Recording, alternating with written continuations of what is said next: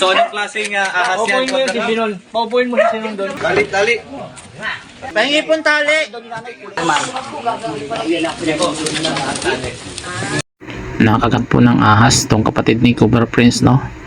Hinawakan niya sa buntot yung ahas, kaso mas mabilis yung ahas kaya binalikan siya sa kamay. Yan, kapatid po yan ni Cobra Prince, yung may hawak ng stick, no?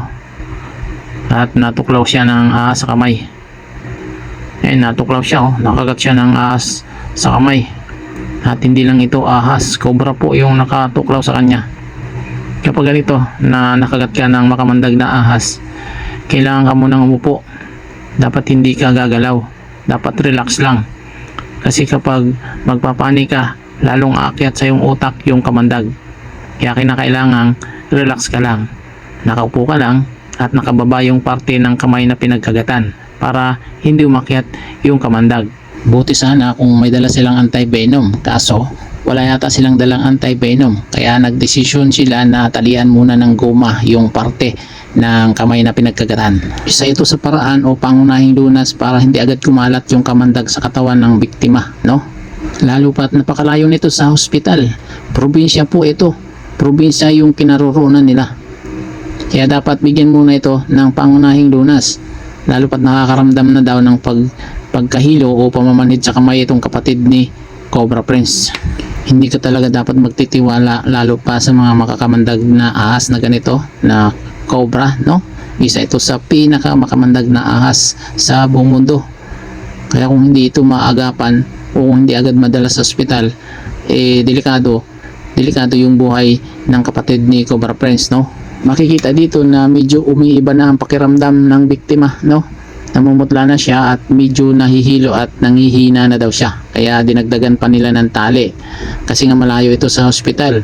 Yung iba tumawag na ng ambulansya. Kaso medyo matagal dumating yung ambulansya. Magmumula pa daw yung ambulansya sa kabilang barangay. Kaya abang inaantay nila yung ambulansya, dinagdagan pa nila ng tali yung kamay na pinagkagatan ng ahas, no? Makakaramdam ka rin ng pagkauhaw kapag nakagat ka ng ahas. Kaya bawal din painumin ng tubig ang mga biktima na nakagat ng ahas. Kasi lalong sasama sa tubig o maghahalo sa tubig yung kamandag at lalong kakalat ito sa katawan ng biktima, no? Hindi po biro ang pagre-rescue sa mga ahas, lalo pat makamandag ito. Kaya iba yung pag-iingat dahil buhay ang nakataya dito. Dapat kumpleto ka sa PPE, may bota at dapat naka-gloves din. Kung naka-gloves sana itong kapatid ni Cobra Prince, matuklaw man siya sa kamay, hindi agad tatalab sa kamay niya dahil nga naka-gloves siya, di ba? Ang kaso wala nga siyang suot na gloves kaya tumlab sa kanya yung kagat ng cobra. Kaya nagdidelikado ito kapag hindi ito naagapan. Buti na lang at dumating na yung ambulansya. Kaya nagdesisyon sila na pagtulungan na lang na buhatin itong kapatid ni Cobra Prince papunta doon sa kinaroroonan ng ambulansya. Kasi malayo-layo rin yung pinagparadahan ng ambulansya at hindi makakapasok sa lugar na to kasi nga masikip din tong daanan dito. Kaya pinagtulungan na lang nilang buhatin hanggang sa makarating doon sa kinaroroonan ng ambulansya.